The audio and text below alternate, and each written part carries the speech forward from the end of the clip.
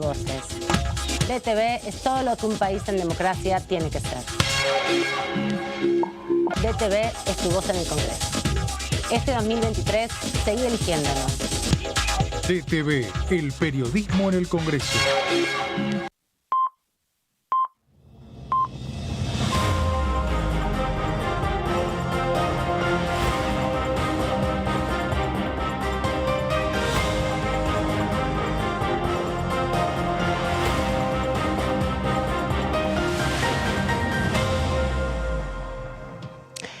Bienvenidos, bienvenidas a esta tercera edición de DTV. Aquí estamos, 28 de junio, Día Internacional del Orgullo LGBT y también Día Nacional contra los Travesticidios. De eso vamos a estar hablando en el día de hoy, porque el Congreso de la Nación va a estar iluminándose en estas horas, ahora que ha bajado ya el sol, para también dar un mensaje a través de la iluminación del Congreso con los colores del orgullo LGBT, dando cuenta del proceso legislativo que ha tenido este Congreso de la Nación para garantizar acceso a derechos a un conjunto importante de la comunidad argentina que durante el proceso democrático que se recuperó del 83 hasta hoy venía bastante relegado. Así que vamos a repasar las leyes, las imágenes, el mensaje que también dio la presidenta de esta Cámara, Cecilia Moró, al respecto de este día, que si bien parece una efeméride más, tiene muchas significaciones. Por eso nos hemos puesto además la bandera del orgullo, para estar a tono con esta celebración por un lado y recordatorio por el otro,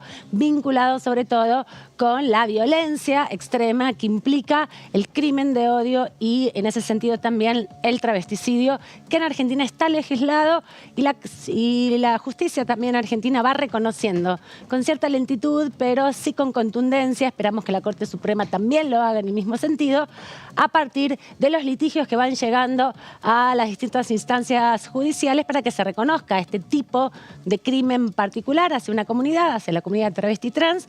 Por eso se busca también de distintas legislaciones tratar de caracterizarlo. De eso vamos a hablar hoy en tercera edición, pero también vamos a hablar de actualidad. No nos vamos a olvidar de todas las discusiones que están teniendo los bloques políticos sobre ya la campaña en curso de las elecciones rumbo a agosto de este año para las PASO primero, pero ya delineando fuertemente cuáles son las propuestas de los diferentes bloques partidarios para ofrecerle a la ciudadanía y tratar de convencerla que los acompañen en la disputa final que va a ser en octubre, donde se den las elecciones generales para elegir quién será presidente o presidenta de la Nación en el próximo periodo de 4 años. Vamos a repasar algunas leyes además y cómo viene la convocatoria a comisiones. Sabemos que esta semana está un poco ralentizada, pero sí hay expectativas con los primeros días de julio que se retome la actividad de juicio político. Así que repasaremos también con 2 diputados de la Nación todas estas novedades y actualidades. Por un lado, uno de los diputados que ya está dejando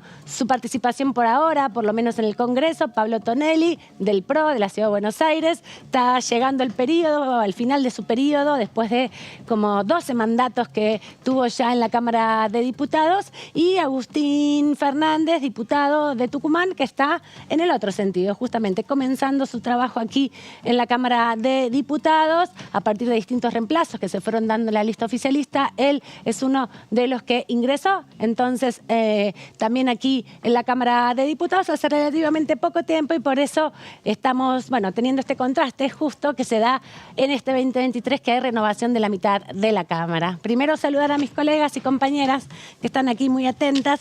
Jessica Alcaño, ¿cómo anda? Bienvenida. Bien, muchas gracias, Aman. Sí, celebrando hoy el Día del Orgullo, 54 años de Stonewall, que es el que le da origen a la fecha, así que bueno, por eso vemos tan colorido el Congreso en el día de hoy. Exactamente.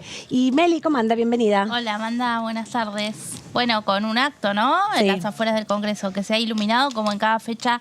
También que siempre se recuerda o se conmemora algún día especial, el Congreso se ilumina de diferentes maneras en su fachada. Exactamente, así que quienes anden por aquí, por la Ciudad de Buenos Aires, por las intersecciones de Avenida Rivadavia y Entre Ríos, se van a encontrar con el Congreso iluminado con los colores del orgullo, y dentro de un rato, alrededor de las 8, la marcha que se ha convocado en Plaza de Mayo para denunciar los crímenes de odio y los travesticidios llegará finalmente hasta aquí, hasta el Congreso, bueno, también también para poner el ojo en esta situación compleja donde se registran aún hoy muchos crímenes de odio sin resolver y sobre todo también dar cuenta de la discriminación y la violencia constante que se vive dentro del colectivo travesti trans. Pero les voy a decir ya y les voy a invitar a nuestra primera entrevista que tenemos conectada ya y así la presentamos.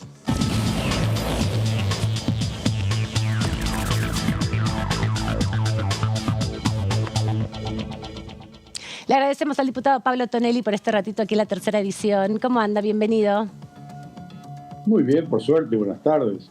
¿Cómo está? Hace un montón que nos teníamos el gusto de compartir una entrevista, así que quería primero preguntarle, porque sabemos que está concluyendo este año su mandato, por ahora no están las listas, pero además estás terminando un capítulo importante, ¿no? De varias participaciones en el Congreso, muchos años ya de ser diputado. Y sí, estoy por concluir en diciembre mi cuarto mandato como diputado.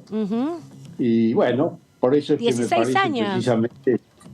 Sí, bueno, no fueron los 16. Exacto, porque mi primer mandato lo interrumpí para acompañar a Mauricio Macri en el gobierno de la ciudad. Después sí, los tres periodos siguientes, los tres mandatos siguientes fueron todos seguidos desde 2011, que volví, hasta ahora, hasta 2023. Y bueno, me parece que ya está bien, que ya es un ciclo. Mucho aporte. Que he cumplido. No sé si mucho aporte, pero bueno, es lo que he intentado. Por supuesto. Poner mi granito de arena. Y me parece que ya está bien, ya es hora de uy, ¿qué pasa con la luz acá abajo? No sé qué pasa con la luz en mi casa. Upa. Ya es hora de que otros diputados más jóvenes, perdón, no sé qué es lo que pasa. A ver, voy a apagar esta luz, a ver. Sí, tranquilo, acomódese tranquilo, diputado. ¿Sí me ven igual? Te vemos igual, vemos también el movimiento, ahora está más estable. Ahora, ahí me quedo quieto. Dale. Así que bueno, efectivamente en diciembre terminaré mi tarea como diputado. Y te quería preguntar, hicimos esta pequeña introducción para preguntarte también tu evaluación, ¿no? ¿Cómo vas viendo la modificación? 2011 era un escenario, no solamente en términos coyunturales de la política de ese momento, pero han pasado muchos años, ha cambiado bastante también la dinámica política. Yo confieso que soy bastante crítico del funcionamiento por lo menos de la Cámara de Diputados, que es lo que conozco bien. Doy 2 o 3 ejemplos. Cuando yo ingresé a la Cámara de Diputados, los proyectos de ley, aún los más complejos, los debatíamos y despachábamos en 2 o 3 horas. Porque hablaba un diputado por bloque, que era el que sabía del tema y el que lo conocía, y a lo sumo después había un cierre de los jefes políticos, en aquel entonces del peronismo y del radicalismo. Lo cual tenía varias virtudes. En primer lugar, que escuchar a esos diputados que hablaban uno por cada bloque valía la pena porque eran diputados que conocían el tema del que hablaban y daban opiniones fundadas, con las que uno podía coincidir o no, pero eran opiniones fundadas. En segundo lugar, tenía el mérito de la brevedad. En 3 horas despachábamos una ley. Hoy en día, para despachar esa misma ley, hablan 50 diputados de cada bloque, con lo cual el tratamiento de la ley más insignificante lleva 8 horas, 10 horas. Y esto tiene varios problemas. En primer lugar, que de esos 100 diputados que hablan del tema, son pocos los que realmente lo conocen a fondo y hablan con fundamento. Pero en segundo lugar, y lo que a mí más me preocupa, es lo que hace el ciudadano común, el destinatario de nuestra tarea. Ese ciudadano común que prende la televisión, sintoniza Diputados TV y dice, ¿cómo? ¿10 horas para debatir la ley del día del zapallo verde? No, pone una película y se va a otro canal. Eso seguro. En cambio, perdón, para terminar, si los debates fueran efectivamente breves, pero concisos y fundados, tendríamos muchas más chances de que la población siga los debates por la televisión. Ahora, si vamos a estar 10 horas, 12 horas para discutir leyes que inclusive en muchos casos, o proyectos de ley, que no tienen ni disidencias ni observaciones, bueno, olvidémonos de que la población se interese en la tarea del Congreso. Pero te quería preguntar justamente con eso, ¿a qué lo atribuías? Si es que cambió la dinámica también de la comunicación por parte de la política, o que antes se organizaba de otra forma los partidos, ¿no? Que había como una conducción más clara porque eran partidos más orgánicos. Ahora son coaliciones, hay muchas expresiones. Hay dos o tres razones. En primer lugar, en aquellos años, por lo menos en 2005, cuando yo ingresé, había menos bloques. Claro. Hoy los bloques se han multiplicado casi hasta el infinito, inclusive sin respetar el reglamento. El reglamento dice que no puede haber bloques de menos de 3 o de 4 diputados, y sin embargo tenemos infinidad de bloques que tienen menos de ese número de diputados. Había otra disciplina, pero además me parece que ha habido algunas cosas que han perjudicado. Por ejemplo, la mala costumbre que tiene desde hace muchos años la revista El Parlamentario, que es excelente en todo sentido, pero tiene una mala costumbre, que es la de contar las palabras que pronunciamos los diputados a lo largo de la... Es un índice que no sirve para nada, no tiene ninguna importancia, pero claro, nadie quiere ser el diputado que no habló o el que menos habló. Genera un estándar un poco raro. Y genera que a muchos les surjan las ganas de hablar aún sin tener nada que decir. Y lo otro que me parece que ha influido en esto son las famosas redes sociales, porque los diputados graban, o ustedes mismos graban los discursos que hacemos en el recinto, y esos discursos después se pueden subir a todas las aplicaciones habidas y por haber. Entonces eso también de alguna manera estimula ese exceso de discursos. Me parece que a esta altura ya es difícil resolverlo, remediarlo, pero bueno, yo personalmente añoro aquellos años en los cuales en 2 horas y media, 3 y pico, despachábamos las leyes más complejas. Diputado, ¿cómo está? Lo saluda Melissa Jofré. A propósito de los discursos largos, los debates extensos, en noviembre del año pasado la Comisión de Peticiones se había reunido y había intentado poner sobre la mesa algunos proyectos que había justamente para terminar con las sesiones maratónicas. Creo que algunos artículos de un proyecto de Monzó hablaban de los minutos de duración de los discursos. Pero, ¿qué pasó con eso? No se avanzó en nada. No, pero fíjense ustedes, les doy otro ejemplo de que inclusive a veces actuamos en contra de lo que dice el reglamento. Hay un artículo del reglamento que dice que los proyectos de ley que llegan al recinto sin disidencias ni observaciones no se discuten, se votan.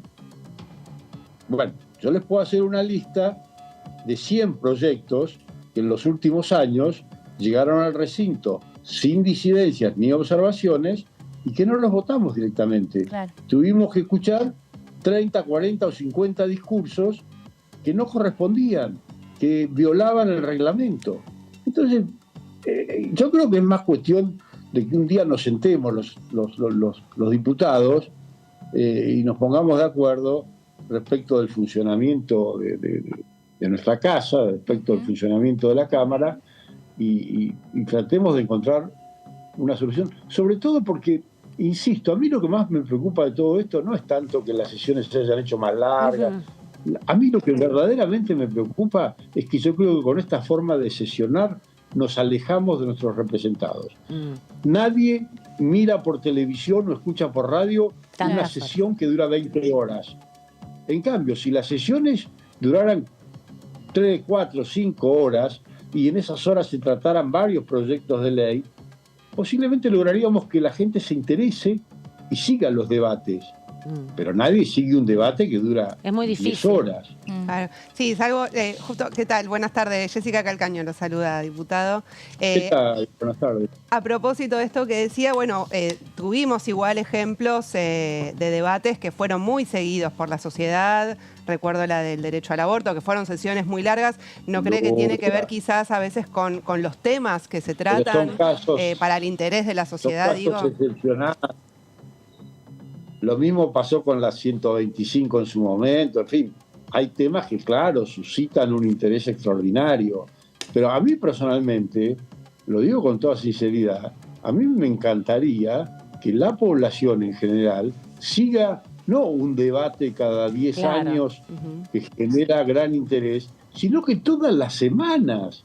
Porque además, si nosotros sesionáramos todas las semanas y no una vez cada tanto, eso permitiría que las sesiones sean más breves, que sean más concisas, y que a lo mejor la gente las siga con más interés. Yo les confieso, a mí mi gran preocupación cuando hablo de estos temas y del modo en el que nosotros funcionamos, mi gran preocupación es básicamente acercarnos a nuestros representados y que nuestros representados puedan ver y juzgar la tarea que hacemos. Y en esta dinámica es imposible seguirla, en definitiva. Y más allá de eso, te quería aprovechar y preguntarte, obviamente, respecto a la coyuntura. Las elecciones son un momento importante para el Congreso de la Nación, más allá del parate que pueda haber o la ralentización un poco de la actividad. Es momento de negociar algunas leyes, ¿no? ¿Cómo ves este periodo que se abre ahora entre agosto, estos meses de julio, agosto, y octubre, cuando se vaya definiendo un poco más claramente respecto a qué temas llevar al recinto, sobre todo porque ahora hay que negociar mucho son por esta multiplicidad y esta paridad también que hay entre oficialismo y oposición? ¿Qué tipo de temas habría que tocar en las comisiones y en el recinto? Bueno, empiezo por hacer una observación en el sentido de que efectivamente son tiempos difíciles porque estamos en plenas campañas electorales y los diputados estamos obligados a participar de esas campañas. Supuesto. Encima, y a diferencia de lo que ocurría algunas décadas atrás, cuando había un solo día de elección en todo el país y se votaba en todas las provincias y en la nación, ahora tenemos elecciones desdobladas que empiezan en marzo, con lo cual estamos todo el año de campaña y de elección. Y eso dificulta la tarea. Ahora, yo insisto con algo que ustedes me lo han escuchado decir muchas veces. Mi gran preocupación en este momento es la ley de alquileres. Yo sigo sin resignarme a que no modifiquemos la ley de alquileres. Yo sigo sin comprender y sin entender por qué razón no podemos ponernos de acuerdo para modificar la ley de alquileres. Les digo más, yo tuve hace un mes y medio, 2, no me acuerdo cuánto, el presidente de la Nación y el ministro de Economía, y ahora candidato a presidente del oficialismo, dijeron que la actual ley de alquileres no servía y que había que modificarla. Yo dije, bueno, qué buena noticia. Mañana mismo vamos a estar en el Congreso discutiendo los proyectos que hay en danza. No pasó nada, no hemos logrado avanzar.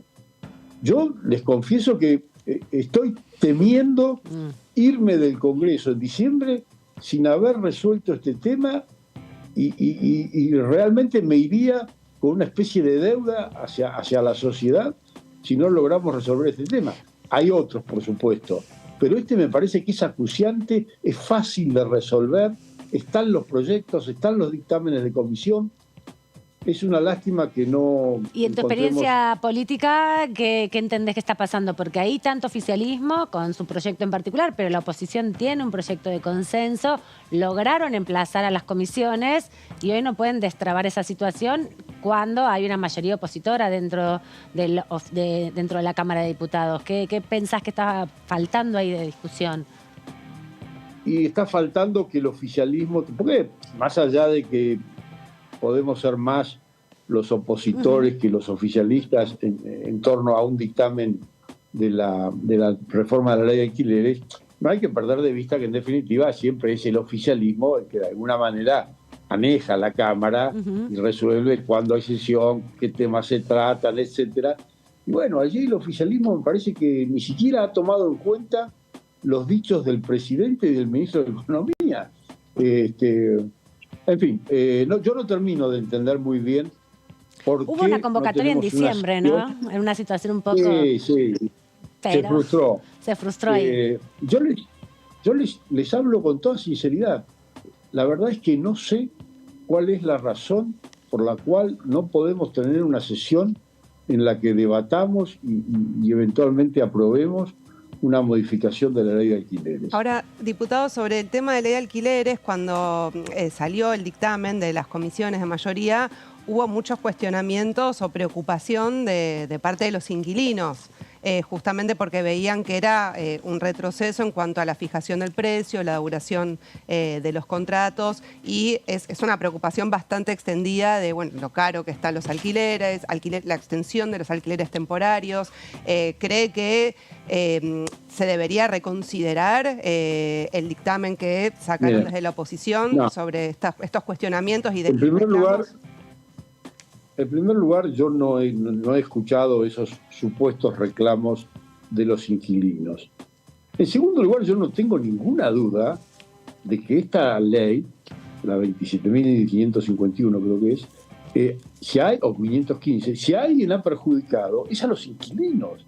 Porque la retracción en la oferta de viviendas en alquiler, que genera a su vez un incremento en los costos de los alquileres, se debe a la ley. Tradicionalmente en la ciudad de Buenos Aires, antes de la aprobación de esta ley, había en promedio 6.000 viviendas que se ofertaban en alquiler, en cualquier época a la que nos remontemos. Hoy en día esa oferta apenas si llega a las 1.000 viviendas. Es decir, la oferta se ha reducido enormemente. Y la oferta se ha reducido porque el plazo es excesivo, el de 3 años, porque el sistema de actualización de los alquileres está absolutamente a contramano de la realidad. Entonces, ¿qué ocurre? Los propietarios sacan sus viviendas de la oferta o las ponen en la oferta de alquileres turísticos, etc. Entonces, tenemos que volver al plazo de 2 años, tenemos que darle libertad a las partes para que pacten el sistema de ajuste o reajuste de los alquileres que mejor les parezca y que mejor les convenga. Tenemos que hacer esas modificaciones esenciales y alguna más, y yo creo que se restablecería el equilibrio. Y otra cosa muy importante, que yo la tengo propuesta mediante proyectos de ley que he presentado, es el estímulo fiscal. Si a los propietarios que ponen en alquiler inmuebles destinados a vivienda familiar, no a comercio, nada de eso, a vivienda familiar, les desgravamos los alquileres y le decimos que no van a pagar impuestos a las ganancias por la renta de esos alquileres, pero estoy seguro que la oferta aumentaría rapidísimamente y enormemente, porque sería un buen negocio entonces. Si le damos libertad a las partes para pactar el régimen de actualización o de incremento de los alquileres, si desgravamos impositivamente la renta de los alquileres, también se puede desgravar lo que el inquilino paga de alquiler, pero entonces yo estoy seguro que en pocos días solucionamos el tema de los alquileres. También hay que generar estímulos para la construcción de viviendas que después se pongan en alquiler. Es otro proyecto que yo he presentado, que reproduce una ley que tuvo vigencia al comienzo del gobierno del presidente Alfonsín y que desgravó impositivamente la construcción de viviendas para alquilar. Bueno, fue un éxito. Se construyeron muchísimos edificios en todo el país de viviendas destinadas a alquilar. Pero bueno, hay que hacer estas cosas. Diputado, lo cambio de tema porque esta semana iba a haber una reunión de la Comisión de Juicio Político. Finalmente se estima que va a ser la semana que viene. En un momento de todo este debate que se viene dando, la coalición dentro de Juntos por el Cambio había quedado la coalición cívica más que nada presente en las reuniones. En la última usted participó. ¿Van a estar más presentes desde el PRO ahora que se va a poner en discusión el tema de la coparticipación? Bueno, precisamente por eso fue que yo volví a la comisión después de que habíamos decidido irnos, porque ustedes saben que nosotros pensamos que esa investigación que hace la Comisión de Juicio Político es ridícula, es un circo, es una payasada, en fin, no voy a volver. Pero por esas razones fue que nos retiramos de la comisión para no darle entidad, para no darle trascendencia. Pero bueno, a la última reunión efectivamente yo quise volver porque se iba a tratar y se iba a debatir el tema coparticipación. Me parece que inclusive fue útil que estuviéramos allí porque digamos, los argumentos expuestos por el oficialismo fueron todos falaces, fueron todos mentirosos, de modo que me parece que nuestra presencia contribuyó a esclarecer las cosas, de modo que en el futuro, en la medida que veamos la necesidad, participaremos selectivamente de las reuniones de la comisión. Pero ¿Y cree con el convencimiento de que no va a ningún lado la comisión. ¿Y cree que Maqueda va a aceptar la invitación a tomar el té con masitas? Tengo entendido que no va a concurrir. Lo hago en referencia a lo que usted había comentado ese día. Sí, lo sé perfectamente. Además lo celebro porque eso significa que me escucharon, así que celebro que tomamos nota de lo que me habías dicho. Celebro que me hagan el comentario porque sí que me escucharon. No, tengo entendido que el juez Maqueda no va a concurrir. Lo que no sé es qué va a hacer respecto de la posible presentación de un escrito. Si lo va a presentar o no, esto no lo sé. Eso no pero me parece que es casi seguro que no va a concurrir. ¿Información tiene sobre la postura de Marcelo D'Alessandro, el exministro de Justicia? Sí, cuando lo citen va a venir. No. Marcelo D'Alessandro me parece que tiene que asistir. No hay ninguna razón para que no asista. No es de los funcionarios que por su cargo, su jerarquía, pueden estar eximidos de concurrir. Claro. Como pueden estar los propios jueces de la Corte, un ministro, un diputado, etc. Como pasó con el senador Torello. Bueno, lo del senador Torello es distinto, porque Torello es senador. Por eso. Bueno, pero D'Alessandro no está en esa situación, de modo que a mí me parece que él en principio debe concurrir. ¿Y sabe, diputado, o están conversando con el oficialismo cómo readecuar la agenda? O sea, porque está la fecha confirmada, es la del jueves de la próxima semana, pero ¿cuándo se retomaría el debate sobre coparticipación? O si ustedes desde el Juntos por el Cambio van a proponer también testigos para todas esas audiencias testimoniales. No creo que propongamos testigos. Y la verdad que yo por lo menos no tengo noticias de que hayamos hablado con el oficialismo respecto de cómo seguir después del jueves 6. Falta todavía una semana, así que en estos días hablaremos. Pero lo único concreto es eso, que la próxima reunión va a ser el jueves 6. Bueno, y por último, ya agradeciéndote esta nota, te quiero pedir una reflexión también sobre el cierre de las listas, ¿no? ¿Cómo ves este periodo que se abrió a partir del sábado a las 0 horas, que ya impulsa la campaña para la interna dentro de Juntos por el Cambio? ¿Cómo viste que resultó dentro de tu espacio esa definición? A mí me parece que las cosas se van encaminando de manera correcta, de manera apropiada. Nosotros Juntos, como es público y notorio, tenemos una interna, que es el método democrático de resolver cuando hay dos personas que quieren ocupar la misma candidatura. Me parece que la interna se está desarrollando de manera civilizada. Yo aspiro a que así sea y voy a contribuir en todo lo que pueda para que sigamos teniendo una interna civilizada.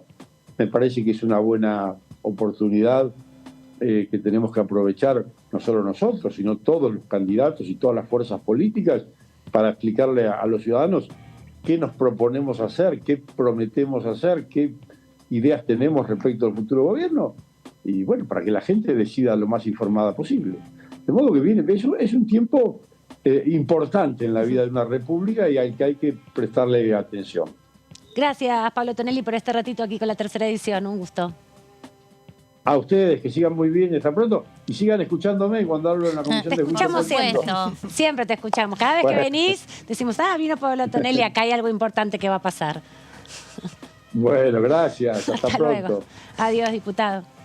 Bueno, uno de los protagonistas de la Comisión de Juicio Político, como decíamos, es verdad lo que comentaba, había dejado de participar en su momento, pero dentro de todo el debate más jurídico, judicial que tiene la Cámara de Diputados, el diputado Tonelli ha sido uno de los referentes del PRO y de Juntos por el Cambio, no solo en juicio político, sino en todos los debates de temas de materia judicial, ¿no? De hecho, fue miembro del Consejo de la Magistratura y hubo bastante escándalo con su designación. Sí, también fue durante el gobierno de Cambiemos presidente de la Comisión de Asuntos Constitucionales, ¿no? Exacto. Una de las comisiones más importantes junto con presupuesto. Exacto. Claro. Y recientemente recientemente cuando fue el debate sobre ampliar la justicia en Santa Fe, también fue uno de los protagonistas cuando fue el debate en las comisiones. Así que sí, siempre en estos temas ha tenido su de protagonismo. tradición judicial acá en la Ciudad de Buenos Aires, conoce muy bien toda la dinámica no solo de la justicia nacional con asiento en la Ciudad de Buenos Aires, sino también todo el entramado de la organización de los abogados y de los jueces, que son entramados muy particulares, ¿no? Tienen sus colegios, responden a miradas y perspectivas ideológicas y también tienen sus discusiones los jueces con las asociaciones de jueces y de fiscales, que son lugares de, digamos, gremiales, por decirlo de alguna manera, de estas actividades que son tan importantes en el sistema republicano como los jueces, los fiscales y los abogados como instituciones que se ocupan de impartir justicia. Pero bueno, ahí estábamos hablando con Pablo Tonelli. Lo primero que comentábamos al inicio es que hoy es el Día Internacional del Orgullo, 28 de junio, se conmemora la revuelta de Stonewall, que fue una revuelta en Estados Unidos, en una discoteca, allá por el año 1969, donde la policía ingresó a esta disco que estaba en Nueva York.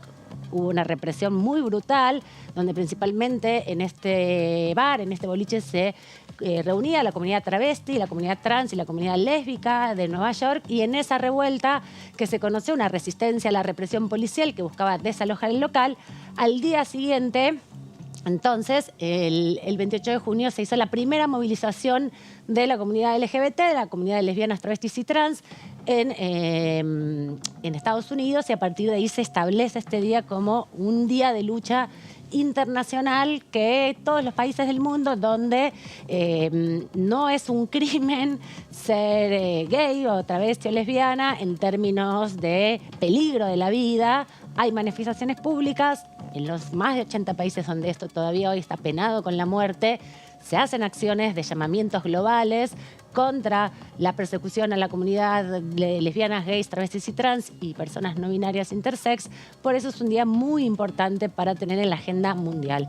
Pero en Argentina, como en noviembre se celebra el Día del Orgullo, por las condiciones climáticas particulares de nuestro país, si bien este es un invierno calentito en general, estos meses, el mes de junio es un mes muy frío y la comunidad argentina LGBT estaba atravesando la epidemia y la pandemia del HIV, del SIDA, y eso hacía muy difícil la posibilidad de sostener las movilizaciones. Por eso se modifica en Argentina al mes de noviembre y se hace la Marcha del Orgullo, que todos ustedes ya conocen y ven y comparten anualmente.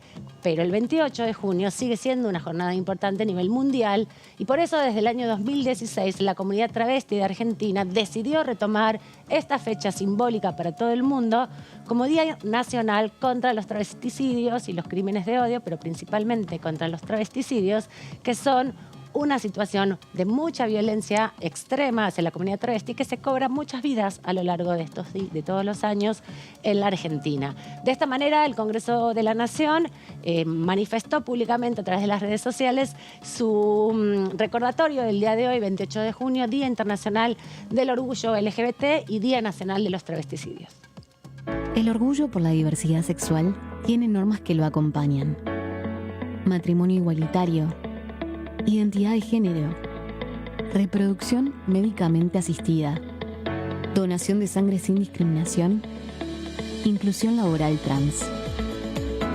En Argentina, el respeto es ley.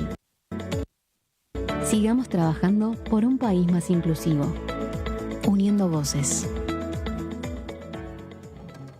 Diputados Argentina.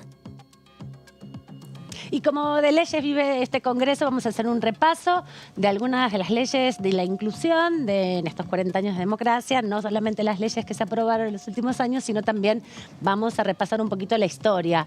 Queremos centrarnos en esta década que va desde el 2010 al 2022, porque son los años en donde se condensaron el reconocimiento de derechos desde una perspectiva principalmente de ir avanzando en estas deudas históricas que ha tenido el sistema democrático.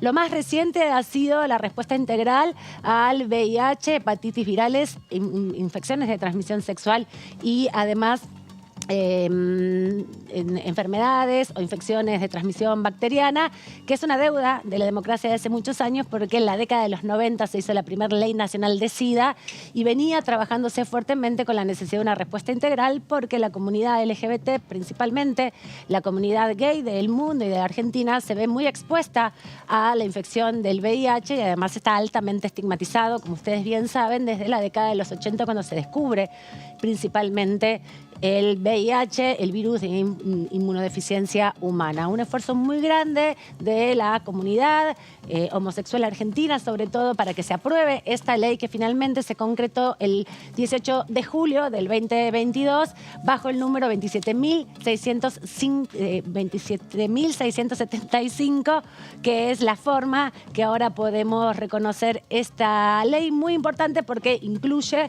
además de los estudios y de los tratamientos de última generación, los últimos descubrimientos en tratamientos para las enfermedades y las infecciones de transmisión sexual y el VIH en particular, tiene que ver con la reparación y jubilación anticipada de todas aquellas personas que desde hace más de una década han contraído el VIH y no han tenido ninguna respuesta desde el Estado para su posible manutención. Así que esta ley ha sido aprobada mayoritariamente en ambas cámaras y desde el 18 de julio del 2022 fue publicada en el Boletín Oficial y puesta en funciones el 1 de diciembre del año pasado.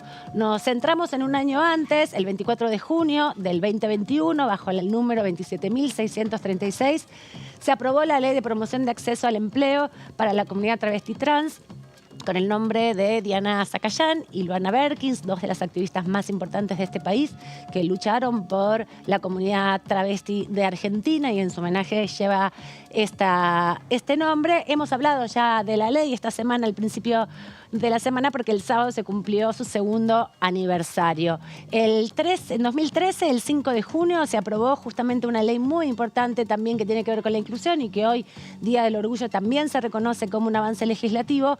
El 5 de junio del 2013 se aprobó la 26.862, que es la Ley de Reproducción Asistida y Procreación, que además unifican el Código Civil y Comercial en ese mismo proceso, donde se reconocen los nacimientos de los niños de parejas homoparentales, que hasta ese momento no eran reconocidas en la Argentina. También se reconoce la asistencia en la reproducción asistida para las parejas de lesbianas. No considera la procreación asistida como una patología, entonces no está vinculada a situaciones de enfermedades, sino principalmente a otros métodos para la concepción, y eso es un avance fundamental, reconociendo el derecho de las parejas del mismo sexo a la concepción. Por otro lado, hay que irse ya hasta el 2012, 9 de mayo, una fecha fundamental, la aprobación de la Ley de Identidad de Género, la 26.743, ley que cambió la vida de la comunidad, en definitiva travesti trans del país, porque por primera vez en la historia y en estos 40 años de democracia se le reconoció la identidad, el cambio registral, y hasta el momento han sido más de 180.000 personas que han cambiado sus documentos, principalmente jóvenes y mujeres que durante muchos años tuvieron que convivir con la identidad que había sido asignada al nacer y que no las representaba. Así que también el 9 de mayo, fecha emblemática, hace poquito tiempo se cumplieron ya 11 años de su ley, es muy importante para tenerla en la memoria. Otro punto fundamental, y por eso hoy también es el Día de los Travesticidios. En diciembre, el 11 de diciembre del 2012, bajo la ley 26.791, se aprueba la inclusión de crímenes de odio en el Código Penal. Es la modificación donde también se incluyó el femicidio como un tipo particular de crimen, y es por eso que hoy también, en el marco del Día de Reconocimiento de Lucha contra el Travesticidio, se pone el ojo en esta fecha que permitió incluir esta caracterización, el crimen de odio como un tipo particular de violencia sobre la comunidad disidente, de la disidencia sexual, porque no estaba pensada ni estaba incluida todavía una forma de perseguir este tipo de crímenes. Otra parada importante es el 15 de julio del 2010, fecha donde se aprueba la Ley de Matrimonio Igualitario y se inaugura este proceso que, como vemos, se va canalizando en leyes fundamentales para dar concepción de ciudadanía y poder incluir a un montón de personas de la Argentina que hasta el momento no venían siendo reconocidas, la 26.618, ley fundamental que reconoce el matrimonio entre las personas del mismo sexo, dándole la misma entidad que las personas heterosexuales. Pasemos a la otra placa y tenemos algunas referencias más de leyes que están vinculadas de alguna manera con la comunidad LGBT. Por un lado, en el 2023, también hace poquito tiempo, se acaba de aprobar la ley de sangre humana, se acaba de aprobar en el Senado de la Nación este año, y ahí se elimina definitivamente aquella ley de la dictadura cívico-militar que establecía la obligatoriedad a las personas de reconocer a la donación, en la donación de sangre, en definitiva, sus relaciones heterosexuales. Hasta una resolución del año 2006, que la vamos a ver en un ratito, las personas gays y lesbianas, las personas travestis, no podían donar sangre por la ley de sangre, justamente, si bien se habían modificado algunas resoluciones internas, recién en el 2023 se eliminó esa estigmatización que recaía sobre todo un colectivo al que no se le permitía acceder a la posibilidad de donar sangre para sus parientes, sus amigos, para sus seres queridos, y eso complicaba mucho en sus momentos, además de ser un acto discriminatorio. Por otro lado, algo importante que se dio en el año 21, el 21 de julio, esto ya no es una ley, es un decreto, lo ponemos en relación porque es un antecedente fundamental, ya que a través del decreto 476 se establece el documento no binario, y es así como una gran cantidad de personas más.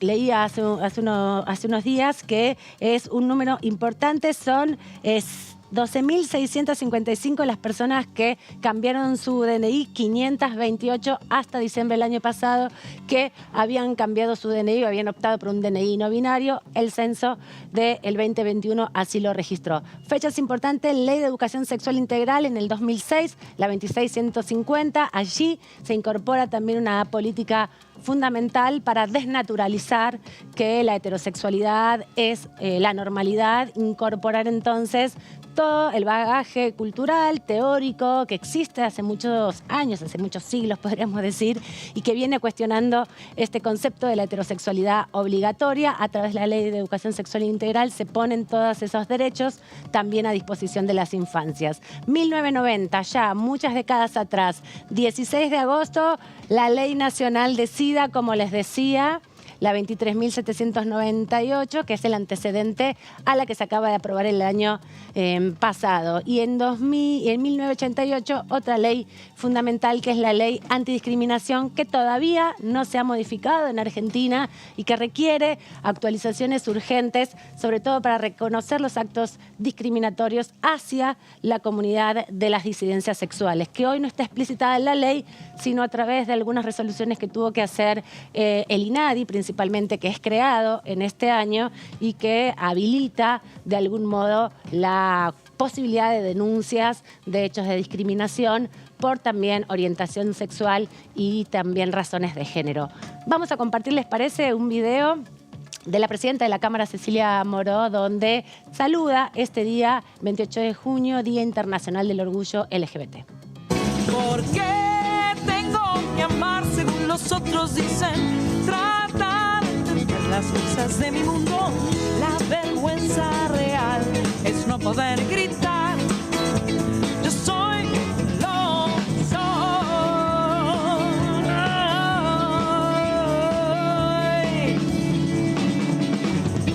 Soy lo que soy.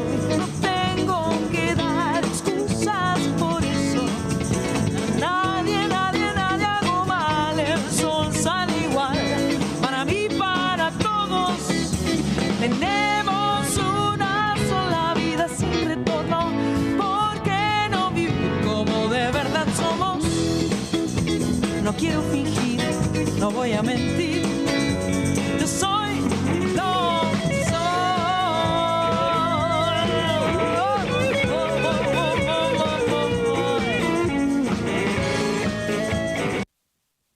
Y ahí está justamente la presidenta de la Cámara, Cecilia Moró, después de este video que viene a retratar un poco el espíritu de esta movilización que está viniendo desde Avenida de Mayo, desde la Plaza de Mayo hasta aquí. Dice Cecilia Moró a través de las redes sociales, de la red social Twitter: en una sociedad que nos educa para la vergüenza, el orgullo es una respuesta política frase del gran Carlos Jáuregui, principal referente de Argentina, de la comunidad homosexual argentina, bueno, que murió a fines de los 90, mediados de los 90, en el 95, también por el HIV, y recuerda este 28 de junio, Día Internacional del Orgullo, con las banderas, tanto la bandera trans como la bandera del orgullo LGBT. Y veíamos recién el video que retrata un poco cómo viene la movilización hasta acá, hasta el Congreso de la Nación. Repasamos algunas leyes más. Estos son resoluciones y DNUs que fueron previos justamente a la legislación que les compartíamos hace un rato. El DNU del 2010, el 1006, que reconoce a los hijos e hijas nacidos antes del matrimonio igualitario, algo que fue fundamental porque muchas infancias no tenían la posibilidad de ser reconocidas por sus madres, cogestantes o por sus padres adoptivos. Entonces eso dio la posibilidad de ciudadanía también de esas infancias. Esta resolución que les comentaba más temprano, en el 2006 también, que modificó la ley de sangre, donde se habilitó la posibilidad de las personas homosexuales a donar sangre y que ya no se hiciera más la pregunta en el cuestionario para la donación de sangre sobre la orientación sexual, que además de ser discriminatoria es estigmatizante. El decreto del 2006 también, que incorpora dentro de la ley 23.598 la prohibición de la discriminación por orientación sexual, modifica por primera vez la ley de actos antidiscriminatorios del año 88. Recién en el 2006 se pudo incorporar la orientación sexual como una prohibición explícita contra justamente los actos discriminatorios. Y otro punto fundamental es la Constitución de la Ciudad Autónoma de Buenos Aires, que en el año 96, luego de la reforma constitucional, incorporó el derecho a ser diferente y sobre todo la especificación a la orientación sexual como uno de los motivos contra la discriminación, ¿no? Que se podían alegar para denunciar discriminación en la Ciudad de Buenos Aires, algo anticipatorio a todo este proceso legislativo que veíamos. Un par de placas más para compartir con ustedes. Vamos a centrarnos ahora sí en algunas de las leyes inclusivas. Esto tiene que ver con el reconocimiento registral, parte fundamental que se dio con la Ley de Identidad de Género. Decíamos 12.655 personas. Hasta fines del año pasado habían cambiado sus documentos, sus datos registrales. El 62% de ese número lo cambiaron a la categoría mujer y el 35% a la categoría varón. Todo esto antes del documento no binario. Igualmente, hay que comentar que muchas personas, quienes hacen su adecuación registral, no es porque se consideran personas no binarias, sino porque asumen justamente que están mal registradas y que deben ser registradas con su identidad autopercibida. Pero esto me parece muy interesante también en este tiempo. Hay alrededor de 600 personas que ya cambiaron y rectificaron su DNI con la nomenclatura X, algo que es bastante novedoso en términos mundiales, porque pocos países del mundo, casi ninguno, tiene esta nomenclatura y algunos que tienen otras definiciones como identidades, pero de esas 600 personas que han cambiado hasta diciembre del año pasado, el 20,8% son registrados en ese último año, ¿no? A partir de la aprobación de la firma de ese DNU en el año 2021 se ha permitido, se ha posibilitado esa transformación en la identidad de muchas personas. Y sobre todo hay un 55,5% de quienes hicieron la adecuación registral a la nomenclatura X que tienen entre 19 y 29 años. También en relación a un corte etario respecto a las expectativas de los reconocimientos. ¿En qué provincias? El 43% en Buenos Aires, un 20% en la ciudad de Buenos Aires, en Mendoza un 5%, en Neuquén un 4,2%, Córdoba un 3,8% y Santa Fe 3,4%. No quiere decir que las otras provincias no se hayan dado estos cambios, sino que no son tan impactantes. Por último, nos quedan estas dos placas que vamos a compartir. Quiero contarles y explicarles un poco en detalle por qué hoy es el Día Nacional contra los Travesticidios. El año 2012, después de un hecho paradigmático, de un crimen paradigmático, se decide incorporar la figura de femicidio al Código Penal de la Nación, incorporando incisos al artículo 80, que tiene que ver específicamente con la caracterización de los crímenes, ¿no? En el artículo 80 el Código Penal explica que se reconoce como un crimen y tiene distintos incisos. En el 2012, en el año 2012, cuando se dio esta modificación, lo que se incorporó fueron varios incisos principalmente el inciso 4, que permite a los abogados defensores, a los fiscales y a los jueces reconocer qué tipo de crimen fue. Hay un tipo de crimen que se incorporó que tiene que ver con el vínculo, cuando el asesino, el femicida, mata a los hijos de la mujer para vengarse de la mujer. Cuando se incorpora esa modificación al Código Penal, también se incorpora el crimen de odio como un crimen específico en el inciso 4 para que los jueces no evadan en el momento de juzgar a una persona que asesinó a otra la condición justamente de su identidad como razón por la cual fue asesinada.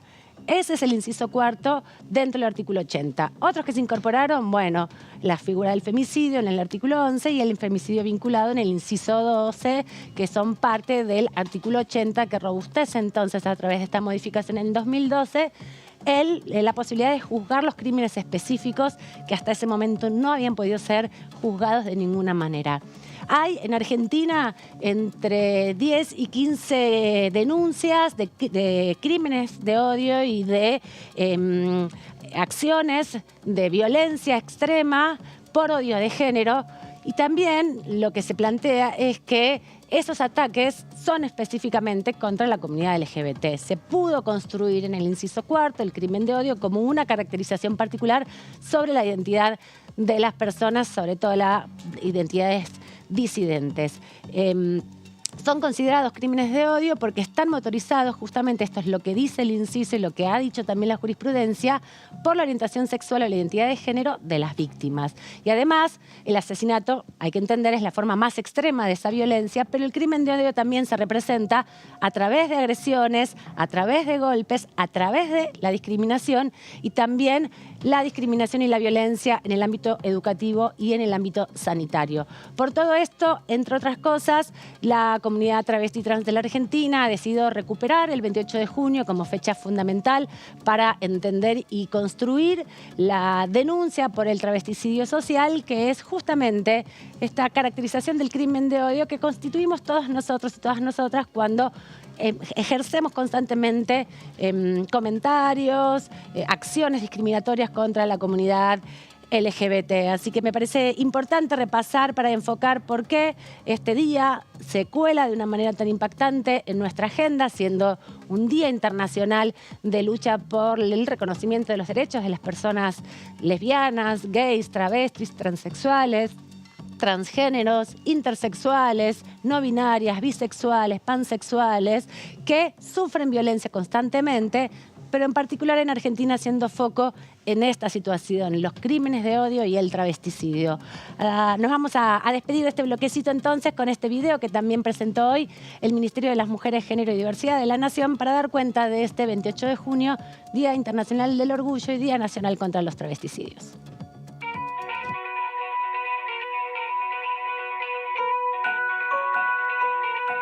Orgullo de poder ir de la mano con mi novio. Orgullo de poder tener una familia elegida que me acepta tal y como soy. Orgullo de poder hacer deporte sin miedo a que me discriminen, me maltraten, me violenten.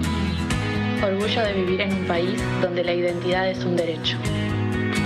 Orgullo de ser parte de un colectivo que lucha por la igualdad.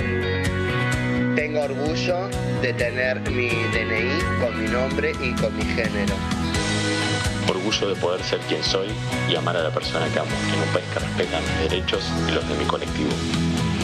Orgullo de mis amigues y de los grupos a los que pertenezco.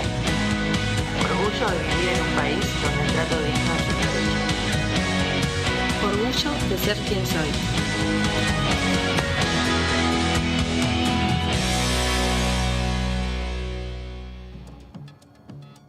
Bueno, y veíamos en esas imágenes a grandes referentes, ¿no? A ver, que se ha compartido movilizaciones ahí también con ella, que siempre estaba en las calles. Me acordaba también, Amanda, que está una de las leyes que está en debate en estos momentos en la Cámara de Diputados, es la ley de reparación para las personas mayores, travestis, trans, que, bueno, tienen un promedio de vida mucho más bajo que el promedio de la población. Entonces, bueno, es parte de una pelea que está pendiente y que han venido también las distintas organizaciones que lo impulsan a defender este proyecto para que avance. repararse. Sí, reconocer es reparar, se llamó en su momento en el 2014 y ahora se volvió a presentar y se impulsa esa aprobación. Lo veía también a César Sigliuti, referente indiscutido, también nos dejó hace algunos años atrás, presidente histórico de la CHA, ¿no? Claro. Que vio también, y uno de los primeros en hacer las marchas del orgullo en el 90, que no era nada fácil, que estaban todos con máscaras porque había mucha violencia, mucha discriminación. No había tantas cámaras como ahora, pero se enteraban que eras maricón o que eras tortillera y te rajaban del laburo en 2 minutos. La que está en la puerta del Congreso es nuestra compañera Lourdes López. ¿Cómo estás, Lourdes? Bienvenida. Hola, Amanda, ¿cómo estás? Bueno, saludar al equipo en piso y, por supuesto, a la audiencia que nos sigue a través de Diputados Televisión. Bueno, precisamente estamos acá en lo que es la plaza frente al Congreso para, bueno, empezar a vivir esta jornada que vos decías. Empezó más temprano, cerca de las 18, con una movilización importante, pero sabemos que el día verdadero es, o donde en realidad todo el mundo aprovecha para mostrarse realmente y sentir este orgullo en el Día del Orgullo LGBTIQ+. Bueno, lo que es en el mes de noviembre, pero hoy particularmente esta movilización empezaba en Plaza de Mayo a las 18, culminó acá hay diferentes puestos, también puestos de comida, bueno, la gente está con banderas, están por supuesto conversando y trayendo a debate y realmente exponiendo las problemáticas que hoy se tienen en este Día Nacional también contra el travesticidio, contra los transfemicidios, contra los transhomicidios. Y por supuesto contra el odio por la elección, en este caso sexual. Entonces, por lo tanto, es algo que ya se viene trabajando. El Congreso en este caso se iluminó, como ustedes ven, está precioso, se ve muy divina, lindo. Se te ve increíble con los colores de la... Ay, bueno, muchas gracias. Realmente es un escenario muy, muy lindo y donde realmente se ponen en la mesa los derechos y la importancia de reivindicar y profundizar los derechos que ya se han obtenido o que ya se han conquistado, diferentes leyes que vos mencionabas, y lo que todavía queda por conquistar. Con esto, el Congreso de la Nación se ilumina y también de alguna forma bueno, pone sobre lo que les decía, en mesa de trabajo, esto que tiene que ver con el Día Internacional del Orgullo, que se celebra todos los 28 de junio, como vos también mencionabas. Esto tiene que ver con remontarse a la revuelta de Stonewall allá por 1969 en Nueva York, y reivindica las luchas de un colectivo contra un sistema también de discriminación, de odio, de persecución, promover también el respeto por la identidad y la diversidad sexual. Pero no me quiero olvidar de la violencia institucional, que es un tema que lamentablemente se sigue viendo, se sigue sintiendo desde el hermetismo también, desde los pactos de silencio. Por lo tanto, es importante preguntarse un montón de factores y de cosas que hoy nos siguen apareciendo sobre el hecho de también la homofobia, bueno, esto que hablamos, violencia policial, violencia institucional y tantos otros términos, preguntas, interrogantes que surgen en la charla y que son importantes que los podamos hablar en un día como hoy, que no es solamente love is love, o el amor es el amor, sino que también son un montón de otras cosas, como por ejemplo legislación que vaya a la par con las necesidades de la comunidad LGBTIQ+. Muchas gracias, Lourdes. Ahí se va viendo ya que se acerca parte de la movilización a tus espaldas, que se van cruzando las activistas, los activistas, así que seguro cuando terminemos el programa nos cruzamos un ratito porque va a haber algunas consignas y se van a quedar seguro todavía. Sí, ¿Hay show? Sí. Siempre hay show. ¿Cuándo no? Ahí voy a chusmear a ver quién se van a estar presentando, pero seguramente ahí va a haber algún espectáculo y por supuesto las activistas están trabajando muchísimo y se están reuniendo, y recién pasaba y hablaban sobre la desaparición de Tehuel. Digo, sobre todas las situaciones que también se están viviendo en el día a día con las cifras de los travesticidios, de los transfemicidios, digo, también el promedio de vida, ¿no? La expectativa de vida que tiene una persona trans que no supera los 40 años y cómo se están llevando adelante diferentes políticas con respecto a esta problemática. Así que por supuesto vamos a seguir muy pendientes de lo que sucede acá en la Plaza del Congreso de la Nación. Muchas gracias, Lourdes, por darnos toda la información. Nos vemos en un rato. Hasta la próxima. Seguramente va a haber la lectura de un documento, ¿no? Porque se aprovecha esta oportunidad para denunciar todo esto que bien decía Lourdes, de la violencia institucional como una matriz de control y sobre todo de condicionamiento de la comunidad LGBT históricamente, principalmente la comunidad travesti trans. Recordar, obviamente, la desaparición de Tehuel de la Torre, que ya lleva mucho tiempo desaparecido, creo que ya llegamos al 5º año. Y también recordar que los crímenes de odio se empezaron a caracterizar a partir del asesinato en Córdoba en el año 2010 de Natalia Pepa Gaitán, una piba de 28 años que fue asesinada por el padrastro de su novia, asesinada por lesbiana, pero no se pudo incorporar la figura de crimen de odio dentro de la sentencia. Es por eso que después, como veíamos, en el 2012 se incorpora finalmente la modificación al Código Penal para que nadie, bueno, se haga el distraído y quiera reducir las condenas porque no tienen forma de calificar este tipo de asesinatos. Así que si están por Congreso, dense una vuelta. Seguramente van a estar tocando algunas bandas, pero sobre todo el documento que va a estar denunciando la cantidad de detenciones ilegales que sufren las personas travestis y trans en la Argentina. Nos vamos a una pausa y volvemos.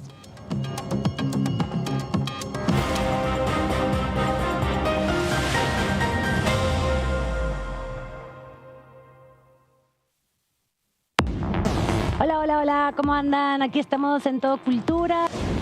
Y agradezco mucho la posibilidad que me ha dado el Congreso a través de Cultura de Diputados, junto con la Academia Nacional de Folclore, de propiciar un espacio donde yo he podido mostrar mis cuadros y que sé que va a seguir eso con otros artistas. Mi hermano era representante artístico en esa época y fue un poco la influencia que tuve. Y después, como todo chico, ¿no? Me armé un grupo en el barrio y... Una banda de garage. Una banda de garage, lo que dirían hoy los americanos. No era de punk, pero era de música, en ese momento era música beat, se le decía. Estaba el rock sinfónico y la música beat. Todo Cultura, miércoles 23 horas.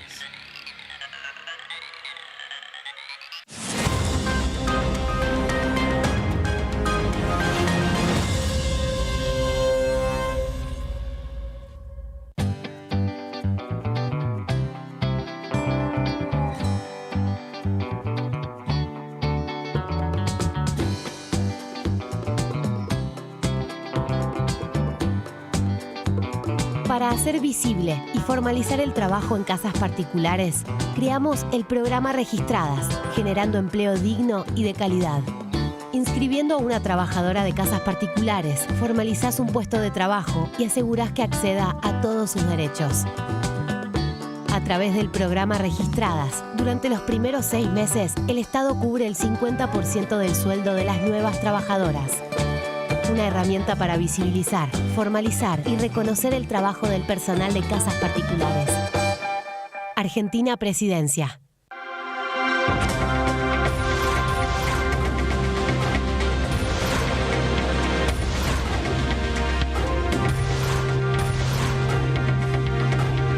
Ellos son tu voz en la 3ª edición.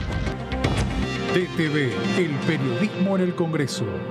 Ampliamos las asignaciones familiares. A partir de marzo, igualamos el tope de ingresos para percibir las asignaciones con el piso del impuesto a las ganancias. De este modo, incluimos a 900.000 niños, niñas y adolescentes al sistema de asignaciones, poniendo en valor el trabajo de más de 600.000 familias trabajadoras. Primero la gente. ANSES, Ministerio de Economía, Argentina Presidencia.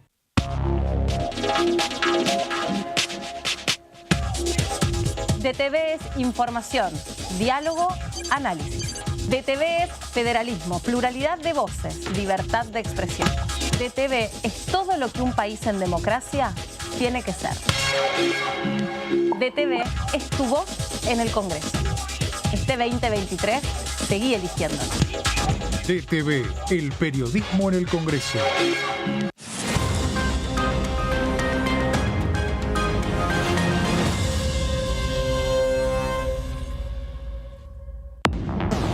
En punto de la mañana, ¿cómo les va, amigos? Bienvenidos a una nueva edición. La ley Nicolás, o Ley de Calidad de los Equipos de Salud y Seguridad del Paciente, es una iniciativa que llega al Congreso por impulso de los familiares de las víctimas de mala praxis o eventos adversos en el sistema de salud.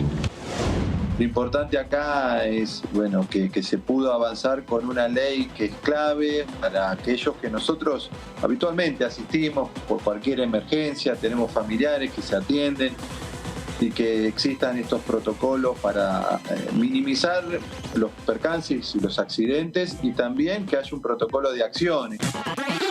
DTV Noticias, de lunes a viernes.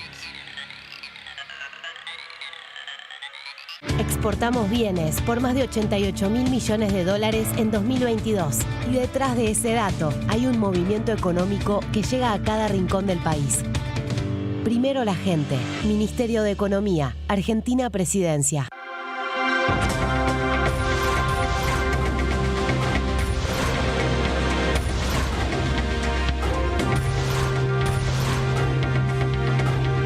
Ellos son tu voz en la segunda edición. DTV, el periodismo en el Congreso. ¿Cómo les va? Muy buenos días. Que la tarjeta de crédito financia la compra de muchos argentinos. Porque claro. todo el mundo compra cuando está por cerrar la tarjeta, y eso lo pagás a los 30 o 40 días. Entonces, estás financiando 30 o 40 días de una inflación alta, claro. Y eso de alguna manera la tarjeta de crédito lo tiene que cubrir. Yo creo, ¿sabes qué? Que se especuló que se ganaba la elección. Iban a estar peleando igual que nosotros en la misma situación. ¿Por qué? Porque ese endeudamiento genera presiones externas, genera sometimiento, genera que el Fondo Monetario disponga qué Argentina tenemos que hacer, y nosotros, los argentinos, no vamos a resignar que Argentina, porque somos argentinos. Sí. O sea, es esto. DTV, primera mañana, de lunes a viernes.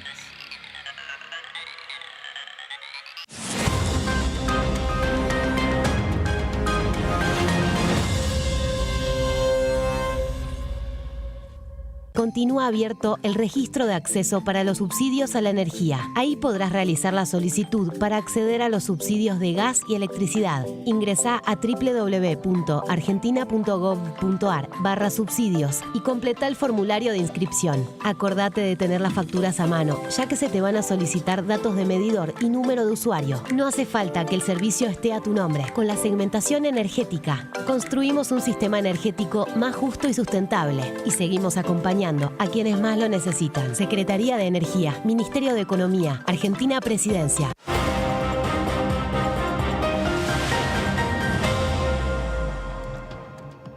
Segunda hora aquí en la tercera edición de DTV, y ya rápidamente vamos a presentar a nuestro próximo entrevistado, que ya tenemos conectado del otro lado de la línea.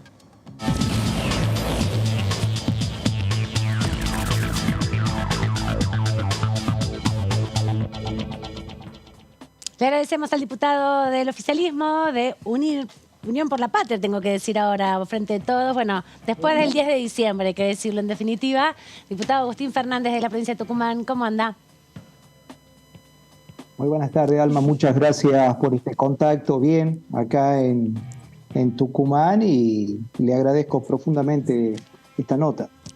¿Cómo viviste la resolución del cierre de listas a partir de las definiciones que se toman en el oficialismo, y cómo augurás la campaña en el territorio que vos representás, Tucumán, respecto sobre todo a que es uno de los principales distritos electorales, el quinto, si no me equivoco, o cuarto dentro del volumen de votantes que aporta al padrón nacional? Así es. Tucumán creo que estamos en sexto, pero es dentro de la provincia representativo. Nosotros en esta situación la política es tensión, es conflicto de determinados puntos de vista. El que no entiende esta situación está equivocado realmente, y en estas tensiones pueden aflorar como afloraron en nuestro tema, pero creo que es saludable que se haya logrado, digamos, una lista mayoritaria de consenso, si bien se ha presentado con derecho Juan Grabois a en el tema interno. Pero yo lo veo saludable que todos se hayan encolumnado mayoritariamente tras la fórmula Massa-Rossi en esta circunstancia, y de Tucumán haremos todo el trabajo y la militancia posible para lograr el mejor resultado posible. Tengamos en cuenta que en el último triunfo electoral, digamos, para gobernador, nosotros hemos sacado una diferencia de casi 200.000 votos en la provincia, si bien es distinto, digamos, porque ahí se jugaba gobernador, vice, cada uno de los intendentes, de delegados comunales, así que toda la militancia tendrá que entender que también es parte de esta Argentina y de un proyecto político lo que se juega, y no quedarse ninguno en su casa, sino que todos tendremos que militar esta fórmula, ¿no? ¿Qué tal, diputada? Buenas noches. Jessica Calcaño lo saluda. Quería aprovechar, ya que retomó el tema de las elecciones en Tucumán, porque hubo una decisión de la justicia para interceder en el proceso de las elecciones de su provincia, y en la Cámara de Diputados se está llevando adelante el juicio político. ¿Cree que es importante incorporar como causal de juicio político lo que sucedió con las elecciones en la provincia de Santa Fe y la decisión sobre los candidatos? Y también cómo ve el debate de la coparticipación, que afecta también a todas las provincias, y va a participar cuando se retome la actividad. Sí, digamos, al hacer el tema del juicio a la Corte Suprema, cada una de las causales, o de que veamos que hay una intención manifiesta de involucrarse en algunos temas políticos, creo que hay que mencionarlo y resaltar. En el caso de Tucumán, nosotros habíamos dicho de que se expida 4 días antes de la elección, que iba a ser en principio el día 14 de mayo, era una cuestión manifiesta. Si ya lo tenía pensado, si ya lo tenía analizado, lo podría haber hecho con más tiempo y no llevar, digamos, a la provincia al tema de un gasto y a la zozobra que eso ocasionó en mayo. En el tema de junio, tengamos presente que también amenazaban con suspender la elección y llevarla a fines de agosto. Es decir, había una actitud política manifiesta, en este caso de la Corte Suprema, en ese sentido y en ese andar. Así que, como lo hemos visto en el tema del juicio, no tan solo en el lago escondido, o cuando le dicen a determinadas personas, digamos, cómo tienen que escribir para que le salga la coparticipación favorable a la capital federal en su momento, es decir, para que le restituyan algo que había hecho el presidente Alberto Fernández. Cuando vemos que esa situación le hacen los escritos, hay una intención manifiesta de beneficiar a un sector político que nada coincide con el ejercicio de la justicia, de uno de los poderes representativos que tiene cualquier Estado que se tome de tal. Cuando esta justicia, digamos, está inclinada hacia un sector, deja de ser justicia. ¿Qué tal, diputado? Lo saluda Melissa Jofré. Quería volverlo al tema de la fórmula presidencial que tiene Unión por la Patria, que la encabeza Sergio Massa, Agustín Rossi, más allá, de la de Grabois, pero son 2 funcionarios, hoy ministro de Economía, jefe de gabinete, hoy se han mostrado también por la mañana, en una reunión con todos los ministros, con el presidente Alberto Fernández. ¿Cómo cree este desafío que tiene el oficialismo de hacer campaña en medio de la situación económica que hay y gestionando, ¿no?, con todos los reclamos que, sabemos hay por parte de la sociedad? ¿Cómo se encara ese desafío para usted? Buenas tardes, Melissa. Muchas gracias también por la pregunta. Y, a ver, lo que veníamos diciendo y sosteniendo en muchos de los distritos donde hemos hecho las campañas con el desdoblamiento. Nosotros ya atravesamos el tema de una campaña y a todos les decíamos que había situaciones en el país que realmente eran difíciles desde el punto de vista económico, porque por más que se lo repita, la pesada herencia y volvernos a introducir con el Fondo Monetario Internacional ha sido muy difícil para todos los sectores en la Argentina. Y en eso que veníamos diciendo, hoy ya nos eximimos, digamos, de repetirlo tanto cuando Horacio Rodríguez Larreta dice que nos dejaron un modelo que fracasó. Entonces, en esta circunstancia era lo que repetíamos en Tucumán, que la actividad económica está, digamos, en plena ebullición porque tenemos nuestra zafra azucarera en estos momentos, pero con una inflación que nadie esconde, que es real y que es parte de los problemas que tenemos los argentinos, pero es, digamos, una herencia que hemos recibido y se está con mucho esfuerzo y sacrificio de todos los argentinos tratando de solucionar y enderezar esta situación. Y no es un tema menor cuando escuchamos ya a nuestros funcionarios y lo escuchamos a Agustín Rossi, que lo dijo cuando fue a la Cámara de Diputados del tema de la sequía, porque Tucumán, digamos, de zafra de 120 días, algunos ingenios vamos a llegar a 60 o a 70 días. Es decir, que la zafra azucarera la estamos llevando a 2 meses y medio, cuando generalmente genera trabajo durante 4 meses. Esta es una realidad y es producida por esa sequía y ese faltante del que hablamos de casi $20.000 millones que la economía no tendrá, la economía nacional no tendrá en el transcurso de este año. En relación a esto que planteaba y nos caracterizaba diputado Fernández, quería preguntarle respecto a un proyecto que está listo para ser aprobado y tiene que ver con las economías regionales y la producción de orgánicos, otra de las dimensiones, digamos, del trabajo que se está desarrollando también desde las provincias para robustecer esta capacidad o esta metodología, esta forma de producción, que además tiene una discusión sobre el proceso de cultivo, digamos, más tradicional, ¿no? Que está atravesado por los paquetes tecnológicos, sobre todo.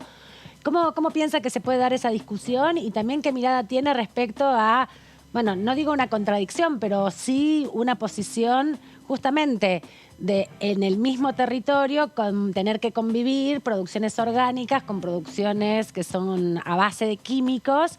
¿Cómo se puede establecer un criterio para poder ir provocando y mejorando también las condiciones de la tierra para que vayan desechando, digamos, todos esos tóxicos que tienen hace tantos años, ¿no? A partir de la producción con paquete tecnológico. Así es. En esta situación, digamos, el mundo va a empezar a pedir cada vez más cultivos orgánicos y dejar de lado muchos aquellos fertilizantes o pesticidas que afectan las producciones. En nuestro caso, también muchos de esos químicos han afectado ríos y hemos tenido, digamos, inconvenientes con Santiago del Estero en muchos de estos porque todos nuestros ríos desembocan en las termas y hemos tenido los inconvenientes con la provincia vecina, digamos, de las producciones. Es decir, que si queremos vender al mundo nuestros... Ay, se cortó el audio. No sé si... ¿Productos? ¿Me escuchan ahí? Sí, perfecto. Se debe haber movido el cable.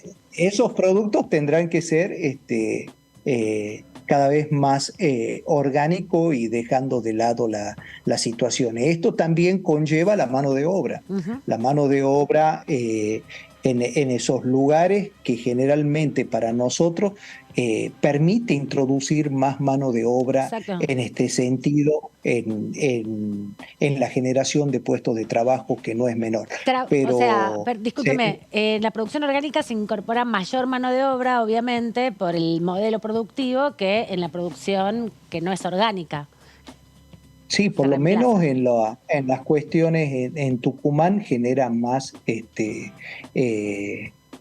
mano de obra, digamos, en algunas situaciones que tengas distintas situaciones para eliminar las plagas o los yuyos, en otras situaciones necesitamos la mano de obra para que dejen las plantas crecer y sea otro trabajo manual y más de huerta con la generación de trabajo.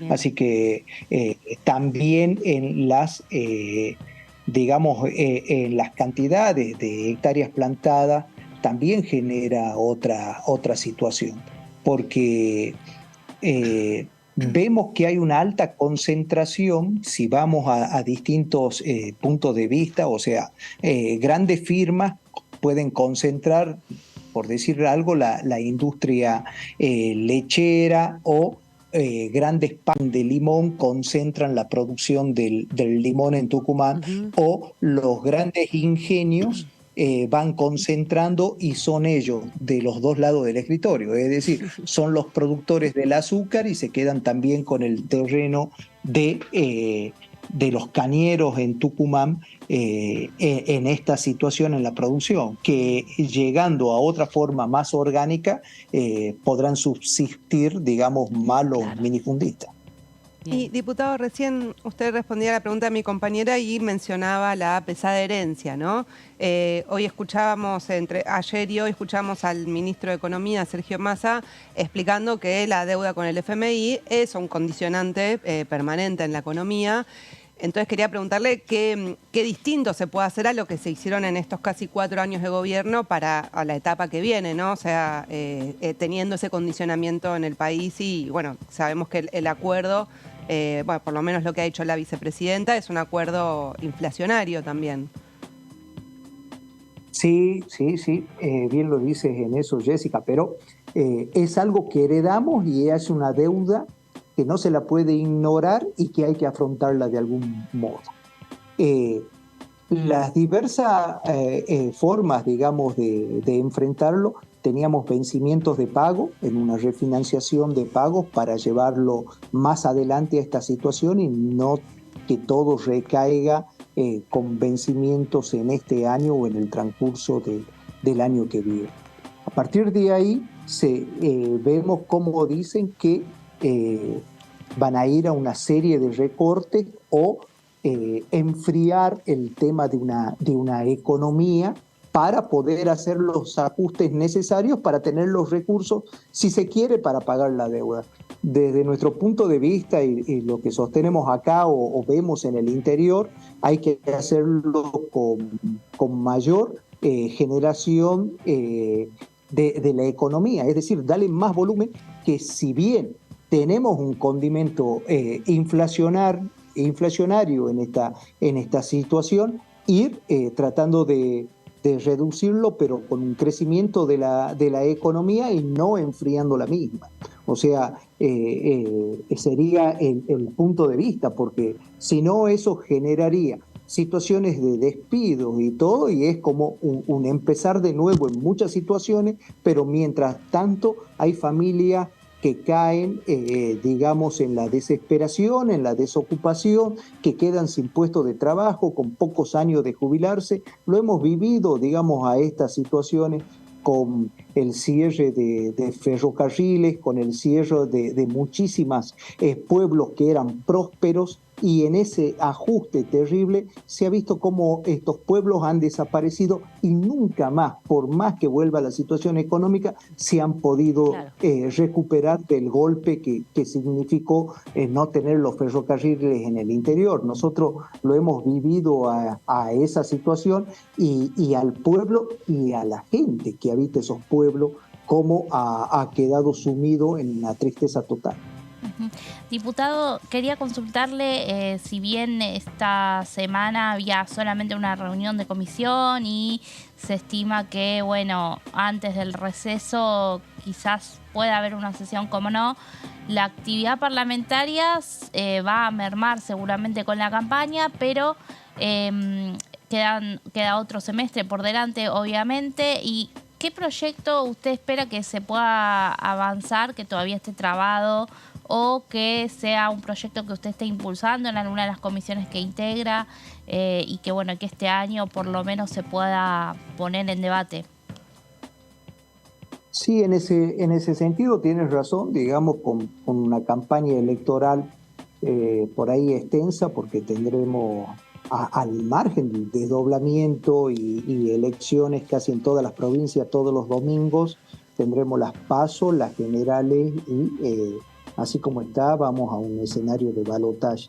En eso indudablemente, digamos, caerán el tema de las sesiones, que si ya era difícil conseguir el quórum, yo lo veo más complicado. Entonces, espero que las distintas bancadas prioricen los temas que están. El tema de la ley de alquileres, hay situaciones que creo que hay que tratarla y ver para darle un corte a esta situación que la gente reclama, y de nuestro caso salieron el tema de las leyes de la preservación de toda la yunga tucumana en este tema, que para nosotros el tema del medio ambiente, hacer una de las provincias más chicas en cuanto al territorio y altamente poblada, con una de las mayores densidades, digamos, en la situación, preservar el tema de la yunga y que no se siga avanzando por una deforestación que nos perjudica enormemente, digamos, en esta situación. Era un tema que estaba pendiente, salió, pero queremos ver que toda la parte del sur del Pedemonte se pueda mantener. Te quería preguntar, porque vos sos parte de la Comisión de Cultura, ahí también se plantearon varios proyectos, uno que tiene que ver justamente con los bienes inmateriales, para la declaración de bienes inmateriales, una legislación que pueda reconocer estos bienes inmateriales, y por otro lado también en el Instituto Nacional de la Música, que, bueno, si bien abarca de la música, no, de la danza, perdón, si bien abarca todas las expresiones de la danza, Santiago del Estero, Tucumán, son territorios donde la danza tiene un protagonismo muy particular, es parte también de la cultura propia de las provincias y de las comunidades. ¿Te parece que estos proyectos puedan ser la llave, digamos, por los consensos que tienen para poder negociar con la oposición una sesión antes del receso o antes de las PASO, por lo menos, que son proyectos que entiendo que la gran mayoría están de acuerdo y que además tienen que ver con una dimensión a veces poco legislada, que es el reconocimiento de las prácticas culturales, ¿no? Y la puesta en valor, sobre todo, a través de recursos económicos para que eso se pueda concretar? ¿Cómo la ves?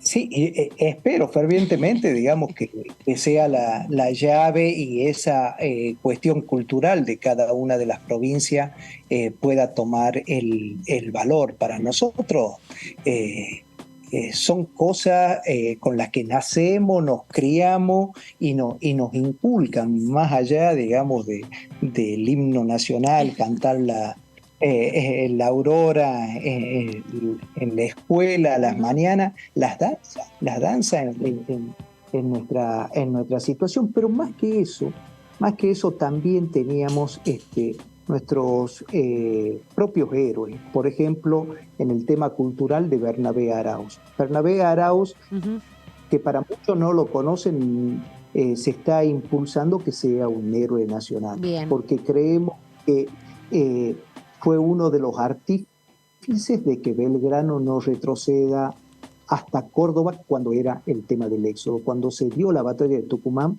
fue por héroes nacionales como Bernabé Arauz, que le dijeron: vamos a poner toda nuestra fortuna personal, nuestra vida y nuestros hombres a disposición para poder pelear la batalla de Tucumán. Bien. Y es eso lo que le permitió a Belgrano desobedecer en su momento, porque todo tiene una historia, claro. Todo tiene un porqué, un algo, pero hubo esas personas que pusieron todo a disposición para parar a los realistas, digamos, en Tucumán. Y eso también nos identifica, porque esas personas tenían nuestros distintivos, nuestros ponchos, sus danzas, pusieron todo. De ahí salió el tema de la ciudadela, en el tema de que se pudo reconstruir el Ejército del Norte gracias a estas personas que muchas veces, digamos, están tapadas en la historia porque somos del interior.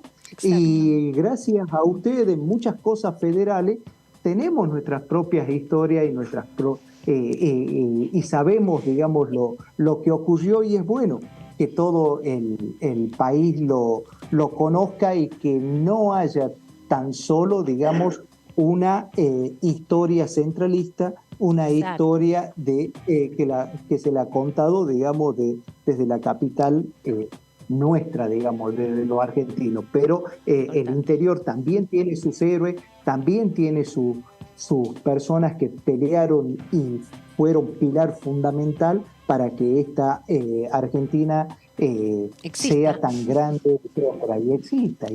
Alma, es así. Entonces, también en la parte cultural son temas que están pendientes y con discusiones y con debates que seguramente cada uno tiene su mirada de la historia, se la den y veamos estas posibilidades, ¿no? Ojalá se den esos debates, los amo, me encantan cuando están esos debates donde los diputados y las diputadas de las distintas provincias vienen a plantear al Congreso la necesidad de reconocer a estos héroes y repasamos un poco la historia, ¿no? La historia que nos ha traído hasta aquí. Me parece súper interesante que se puedan dar en esta casa política estos debates que son súper actuales también porque tienen que ver con la perspectiva desde donde miramos a la Argentina. Gracias, diputado, por este rato aquí en la tercera edición. Que tenga un buen día. Nos vemos en cualquier momento. Muchas gracias, ustedes como siempre muy amable y estoy a disposición cada vez que la información así lo requiera. Gracias. Muchas gracias, hasta la próxima. Bueno, hay más héroes que yo no lo conocía. A Bernabé Araos, me lo anoté. Sí, el año pasado descubrí, obviamente, porque hacía acá en Buenos Aires, soy recontra del AMBA, bonaerense, pero bueno, del AMBA, a Francisco Arce, ¿no? Que es Arias, que es el que trataban los diputados de Jujuy también reconocer que se cumplieron el año pasado feriado, ¿no? los 200 años de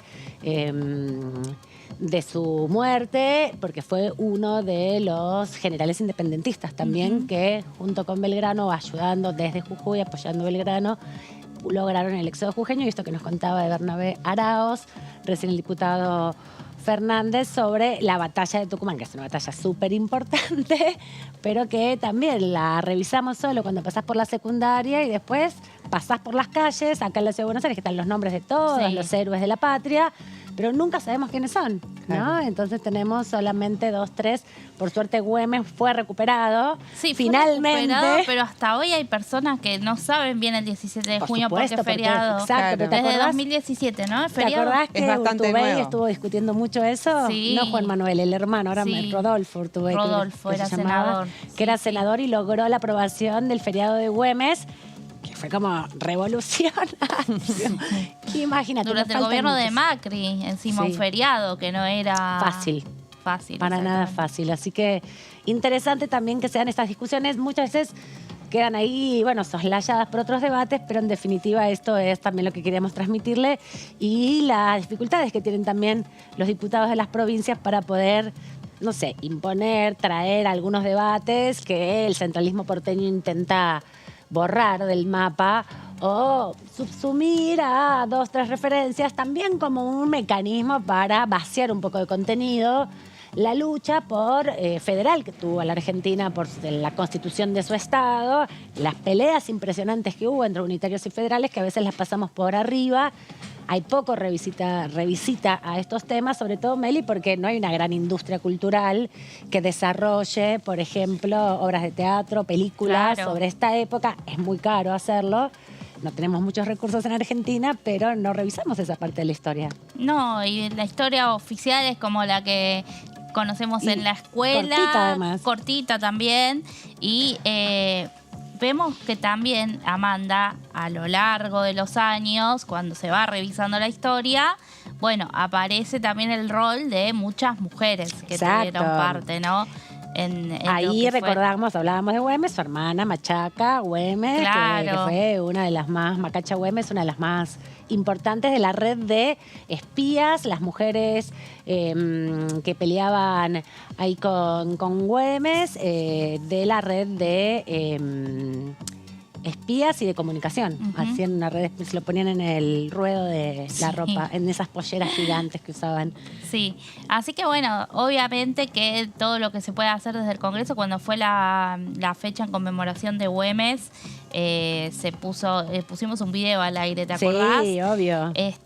Todo lo que se pueda, obviamente, ir recordando y destacando y conociendo esos otros personajes que a veces la historia invisibilizó, digamos, ¿no? Exactamente. Así que en cada fecha, bueno, desde el Congreso por lo menos, se trae a recordatorio y se hacen actividades también a propósito, y cada uno de los legisladores, obviamente de sus provincias donde han tenido lugar estos personajes, bueno, tratan ahí un poquito de impulsarlo. Sí, y que no solamente la historia se lee una vez en la vida, sino que lo interesante es cuanto más edad tenés, mejor revisitas aquellos procesos.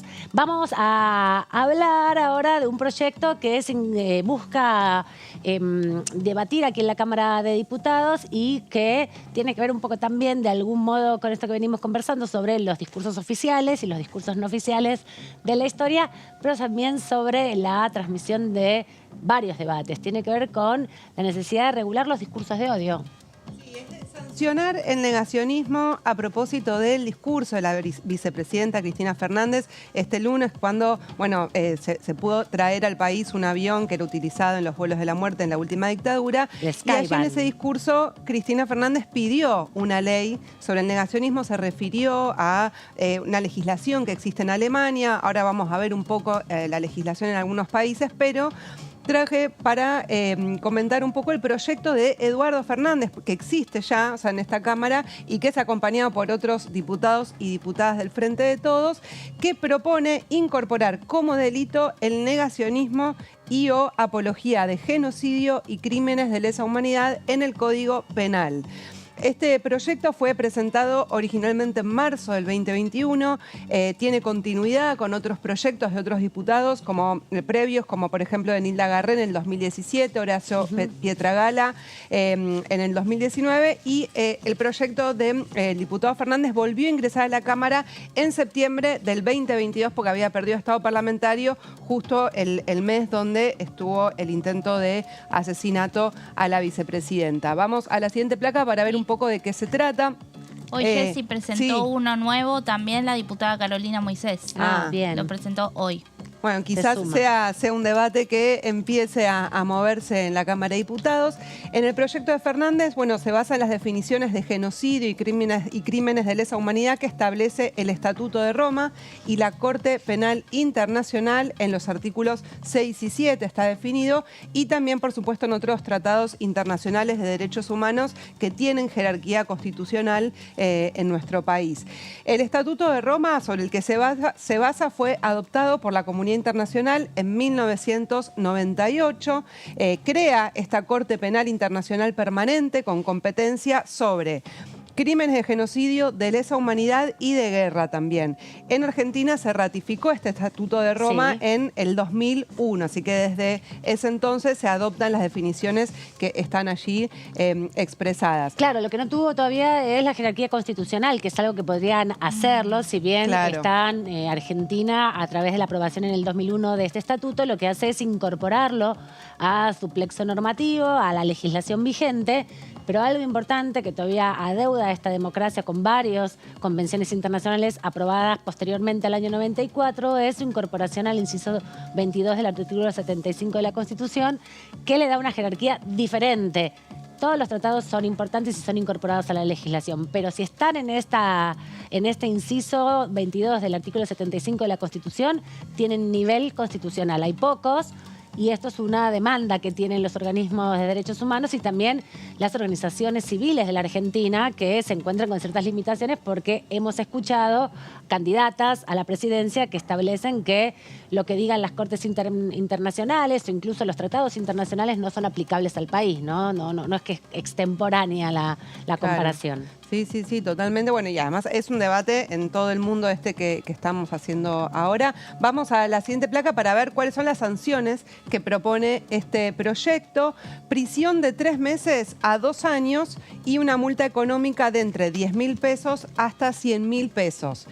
Ahora, le agrega un agravante en el caso de que los autores del negacionismo o la minimización, ¿no?, de lo ocurrido en años de dictadura en nuestro país, si son funcionarios o funcionarias públicas en funciones, la pena se agrava, ¿sí? O sea, y de cualquier poder del Estado, jerarquía y jurisdicción. Entonces ahí se propone la destitución de su cargo e inhabilitación por 10 años y el doble de la multa económica. ¿Sí? Estas son las sanciones que están propuestas aquí.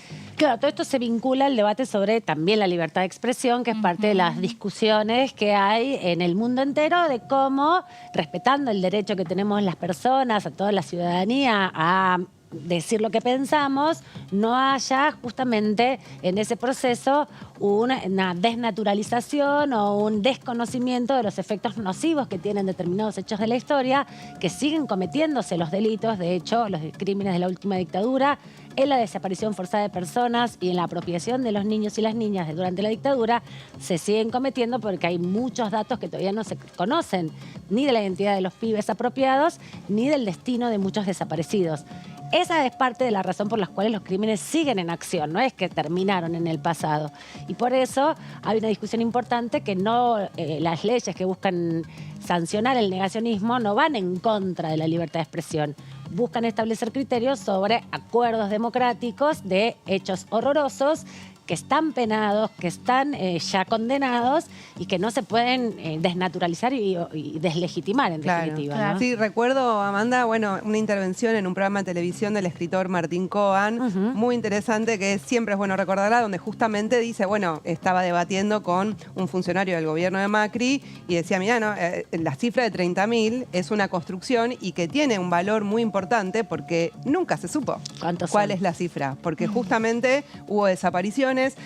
Los militares nunca quisieron dar en los juicios, no dicen una palabra de qué es o sea, se saben algunas cosas por testimonios de sobrevivientes, pero fue también una lucha de los organismos para poder tener un registro, una estimación de cuántos fueron y ese es también parte del valor que tiene el reconocimiento de esa cifra de son 30.000 y que algunos sectores, incluso que están presentes en esta Cámara, han cuestionado esa cifra. Volviendo al proyecto, lo que propone el diputado Fernández también es la capacitación obligatoria para funcionarios y funcionarias públicas que hayan sido sancionados por negacionismo y o apología del genocidio y crímenes de lesa humanidad. Y también lo que propone es incorporar en un capítulo que tiene el Código Penal de abuso de autoridad y violación de los deberes de funcionarios públicos, que es en el artículo 248, propone que este delito del negacionismo también sea reprimido en ese artículo con prisión de 1 mes o 2 años de inhabilitación, porque hoy solo está fijado este delito por dictar resoluciones u órdenes contrarias a la Constitución o leyes nacionales o provinciales. ¿Te parece, Jessy? Repasemos un fragmento de la entrevista que tuvimos con el diputado Eduardo Fernández, uno de los impulsores de este proyecto, para sancionar el negacionismo. ¿Cuál es la principal esencia de la libertad de expresión? Que haya democracia. Cuando desaparecen periodistas y usted niega que existieron los Falcon Verdes, claro, es difícil estar jugando a la libertad de expresión. La libertad de expresión en el ámbito de los derechos humanos tiene un claro límite. Ese derecho de libertad de expresión es también para decir cuando quemaban los libros, perseguían los periodistas, no existía libertad de expresión. Usted no lo tiene que decir o puede reivindicar o olvidarse de eso. La verdad es que todo un contrasentido, usar el sistema democrático para eso.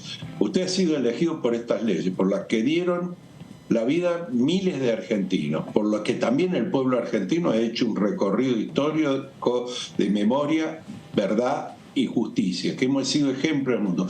Y eso nos une el 24. Sembrar una duda sobre los desaparecidos, por ejemplo, no es importante el número, van a desprestigiar a los organismos de derechos humanos y a banalizar este tema. Ahí escuchábamos la reflexión, parte de la reflexión del diputado Fernández, que tiene una preocupación central sobre los discursos que circulan de negacionismo, no solamente en las redes sociales, sino en los medios de comunicación y en esta Cámara, donde hay representación también del pensamiento negacionista que se manifiesta públicamente a través de la diputada Victoria Villarruel permanentemente en la Cámara de Diputados en el recinto, ¿no? Claro, sí, de hecho, bueno, la diputada Villarruel es abogada de muchos de los militares que son acusados de los genocidas, exactamente. De genocidio, así es. Bueno, en el proyecto de Fernández lo que plantean los fundamentos es que implicaría sancionar esta ley toda manifestación pública de quien niegue, minimice, justifique o reivindique los crímenes de lesa humanidad y otros delitos históricos internacionalmente reconocidos, y que la incorporación de sanciones en el Código Penal tiene por fin último la erradicación progresiva de estas prácticas, siendo su carácter ejemplificador. Y de alguna manera toma el debate, el proyecto en los fundamentos de la libertad de expresión. Lo que plantea es que la libertad de expresión no puede ser contraria al sostenimiento democrático, el respeto por la institucionalidad y por la verdad histórica, que es un poco lo que escuchábamos recién también que decía en la entrevista que le hicieron acá en la tercera edición al diputado. Sí, y además una cosa tiene que ver con las opiniones personales e individuales de los sujetos y otra cosa es esta apología negacionista que se ha instalado de una manera revictimizante por un lado y por otro lado negadora de la realidad, ¿no? De la evidencia que aparece en cada uno de los juicios e incluso la evidencia material, como vimos en la jornada del día de ayer con el avión que se utilizó para matar gente, arrojar viva, semidormida, gente al río como método de desaparición, de asesinato durante la última dictadura, bajo ningún estándar de ningún tipo. Ese avión se recuperó 40 años después y hoy está en Argentina para ser parte del Museo de la Memoria de la Exesma, ¿no? Sí, así es. Y traje por último algunos ejemplos de la legislación que existe para sancionar el negacionismo en otros países. De hecho, la vicepresidenta mencionó particularmente el caso de Alemania, donde es un delito tener simbología nazi. Bueno, quería traerles que en Alemania justamente el Código Penal tipifica la exaltación del nazismo como una de las formas de delito de incitación al odio racial, con penas de hasta 3 años de cárcel desde el año 2005. Y castiga a quien los niegue o relativice desde antes del 2005, que también tiene otra legislación. Hay un caso porque ha habido condenas. Una conocida, digamos, fue en el año 2007. La abuela nazi fue condenada, Úrsula Averbeck, por incitación al odio racial en 8 casos, y en 2018 fue detenida a sus 89 años para cumplir una pena de 2 años de prisión. Este fue uno de los casos donde se aplicó justamente esta legislación sobre el negacionismo o la exaltación o la reivindicación del nazismo en un país donde justamente fue un foco, digamos. Claro, o sea, hay muchos países que tuvieron dictaduras y demás, pero bueno, esto en la Segunda Guerra fue un caso emblemático. Vamos a ver otros casos en la siguiente placa. Y además acá lo interesante de este caso que vos traes es que no es solamente esa mirada de alguien que no conoce la historia, ¿no? Sino alguien que reivindica los crímenes atroces del nazismo que están mundialmente ya condenados y penalmente condenados en la Corte Internacional, ¿no? Claro. También ahí hay como, bueno, una definición y una decisión de la señora de seguir sosteniendo y reproduciendo, sobre todo, porque ella puede pensar lo que quiera, claro, pero aparte reproducirlo es el problema. La abuela nazi es una referente justamente de grupos, digamos, extremistas que existen en Alemania.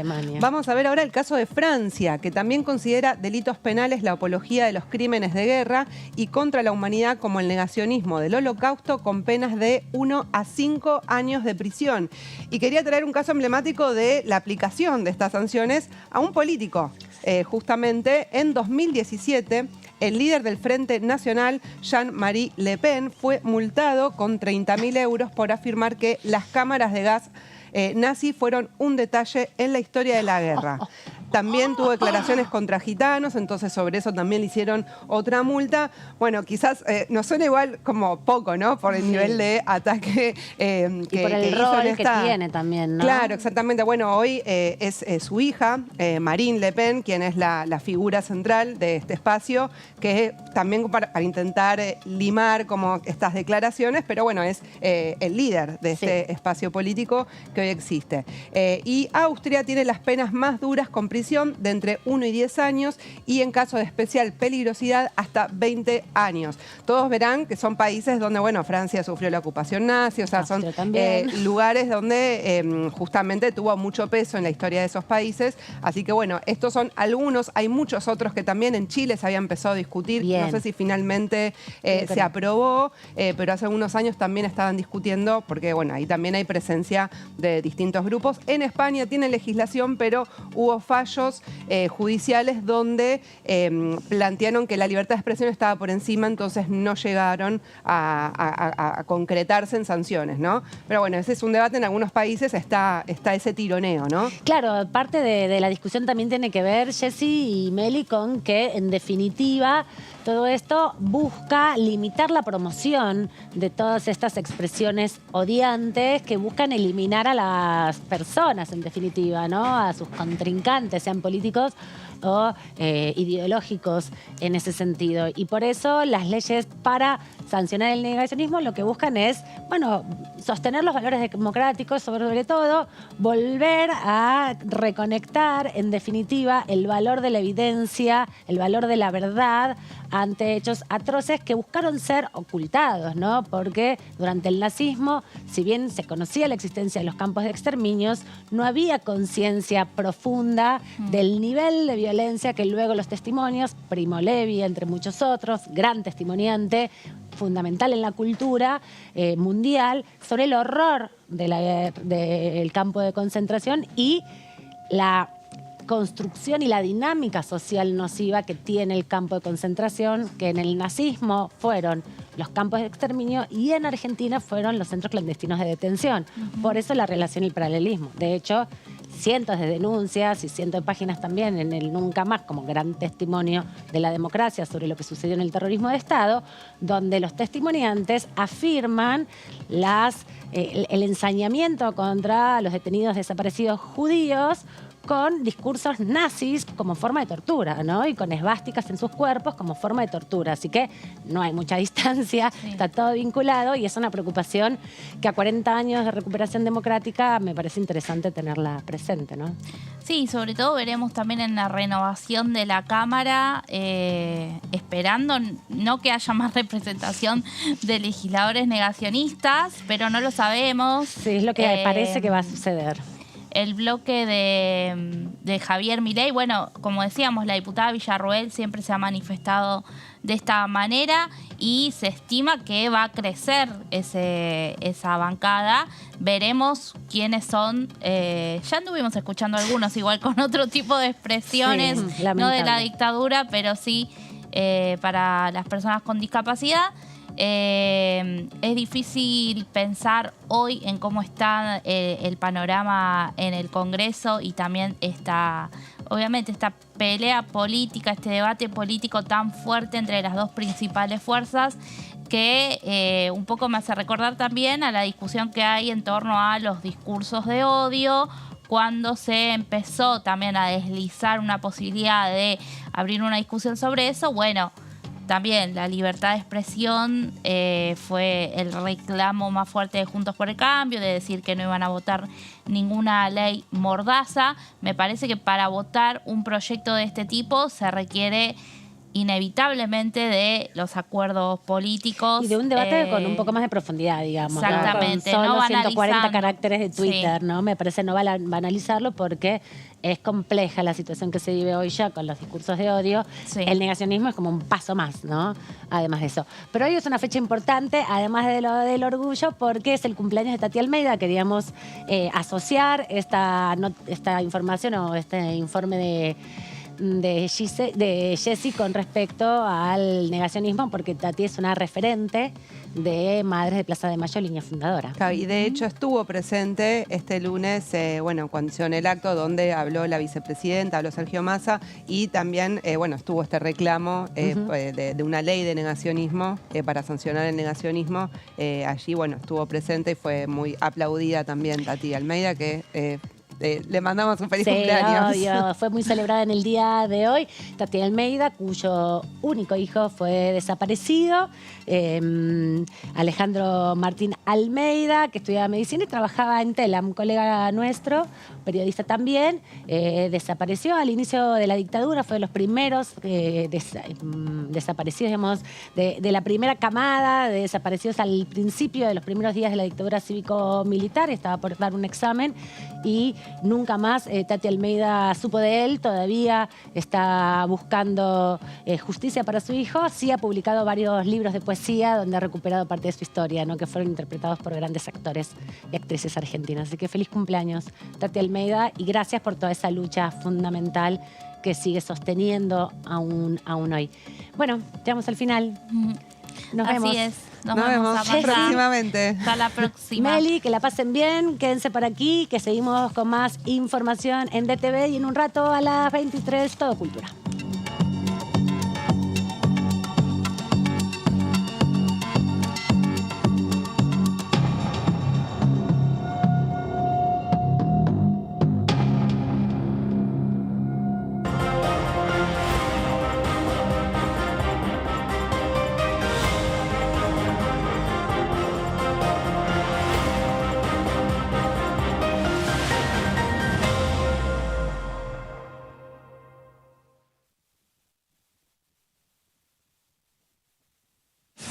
El periodismo en el Congreso.